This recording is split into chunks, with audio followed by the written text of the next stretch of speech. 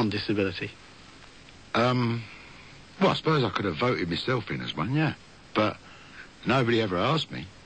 I would have probably thought that whatever it said in the lyric of Spasticus, or wherever really what's more important, since I never listened to lyrics anyway, the vibe and the rhythm and the music and so forth, the generalities of it all, was that each person is their own person. And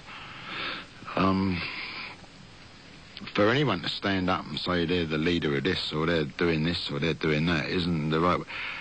If any message came off me towards a disabled person, it would be that anyone can do it, therefore they could do it. Or if that Burke can do it, I must be able to do it, or whatever. I was just doing out loud, I suppose, what I was lucky enough and what I wanted to do.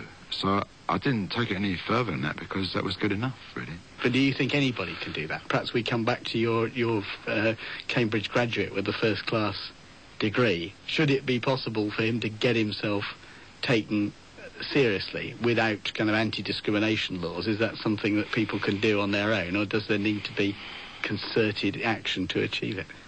I don't see how you can do that with concerted action. You can't legislate for people to open their minds, and the awareness was never opened with a clenched fist in front of it either. So these are very amorphous questions. I do believe in opportunities. I do believe in ramps. I do believe in access. I do believe in all those things where we should be spending our bread. But I can't see that any amount of money is going to turn a fascist into a tomato. You can only charm the pants off them. And, I mean, a right-wing skinhead come to my gig, he'd have his mouth open and he'll be crying with joy, because it's so wonderful to look at and to listen to. If I'm standing there waggling my finger at him, he's going to hate me. Well, my attitude to it is to give him some magic. But that's only my little showbiz attitude. In the 80s, you branched out into acting. As far as your disability there, did you use it? Did other people want to use it? Well, the first interview I had was with Federico Fellini. He said, "Mr. Dury, I like very much your face." He said, "Film to me is faces." And I thought, well, that's cool. Then I went away, hoping he was going to give me the gig, which he didn't actually give me.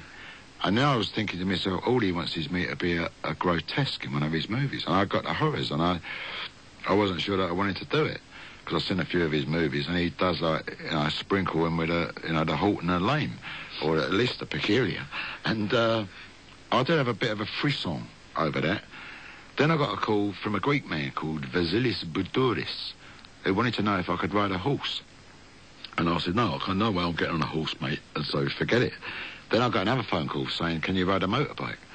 And the answer came in the negative again, and not even if it's got a sidecar in it. And then the third phone call, he wants to know if you still got a face, right? We're back to faces again. So I went to see him, and I said, well, Mr. Boudouris, here I am. He said, here's my face.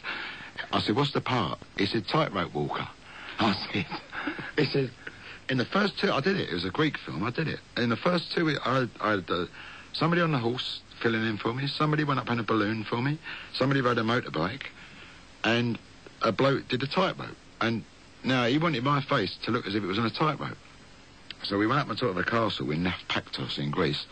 A great big box about 8 foot high, on top of which was another box about another 5 foot high, on top of which they put me with an umbrella, shooting it against the sky in the mountains. It looked as if I was 80 foot up in the air. But I was only like 12 foot up in the air with this umbrella, and I was really, really scared. Then he said, can you go down on one knee, like as if you're on a tightrope? I said, no, because my right knee ain't that. So then they put me on top of Mr. Pagnotis, who, shooting me, he went down on one knee, Pagnotis, so it looked like I was going down on one knee. Then they cut it all together. And lo and behold, I'm doing a tightrope. You'd never know the difference. There is a major debate amongst some disabled actors about really, when parts for disabled people are given to other people. The classic example, I suppose, is My Left Foot and Daniel Day-Lewis, and some disabled actors, Nabil Shaban, who was in the last series, gets very angry about that, says those parts shouldn't be given to people without disabilities. They should go to disabled actors who not only know how you look and what it and how you actually physically play it, but they know how you feel. What's your view of that? As regards my left foot, I worked with the same film crew a couple of years ago that had worked on my left foot with Daniel Day-Lewis in Dublin. And while he was doing that, he was disabled.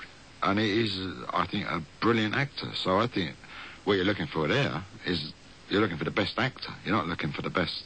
I'm not saying that Bill's not a great actor. There's also a kind of a thing that an actor can do, which you can resemble somebody very easily.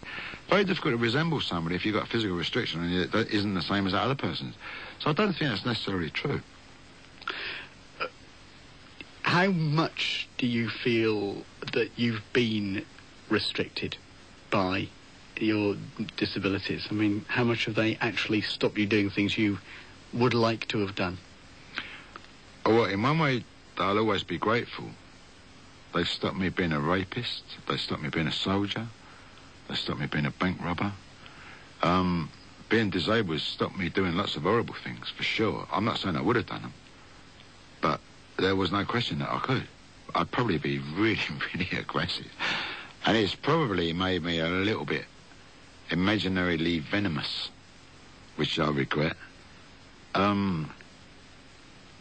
I probably have dealt with those things in such a way that it's hardened some of my spiritual arteries. But I don't regret that. It's too late to regret it. When you say venomous, do you mean that people see you as that, or that you sometimes adopt that attitude? I think it's transmuted what could be physical smack around the ear into a mental pungentness that I sometimes wish wasn't there. You see what I mean? You've talked throughout the interview and displayed, I think, your confidence and your comfort with who you are, how you feel. Is there anything or anyone in particular you put that down to? I would say comfort was right, but yeah, I think my mum, my auntie, and her other sister, auntie. I had one auntie who passed on about 15 years ago, who I liked so much. She was a doctor, my mum's sister, and I liked her so much when I was a kid. I called her Auntie Nice, and I was just thinking back, like, she must have loved that, to be called Auntie Nice. Because I would have done. Uncle Nice. What? Yeah. So, all the things that I can think of to say thankful for, I mean, the friends and the family and that, and the education, and the teachers that I've had have all been, well, without whom I wouldn't be here.